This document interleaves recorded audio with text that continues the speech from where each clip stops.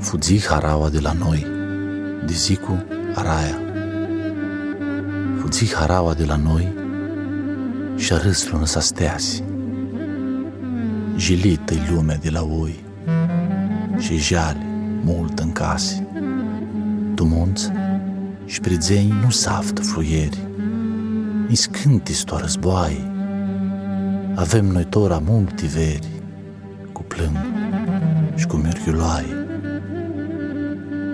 La masuri, celniți și picurari, le inima cărbune, cât și chipirile de țachi mări țăniezi din gropăciune.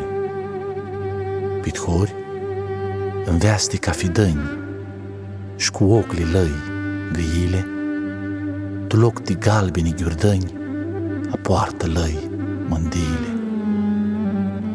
Și la nunți nu-s ceanguri tu obor, cu tâmpâi în canăoară, nici nu-i cu hlambura tu cor a hlinilor ta slăoară.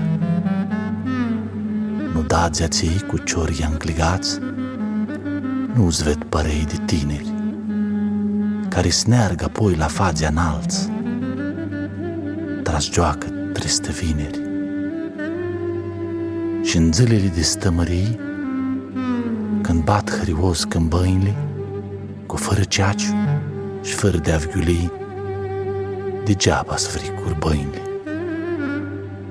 Fugzi haraua de la rămâni, o gionelă-i ochi sinite, și pe fața lor cură fântâni de lăcrini upărite, că și-au mărați în cheptul lor un dor ți treacă-t noare și chireare așteaptă un popor când dulței limbă chiare.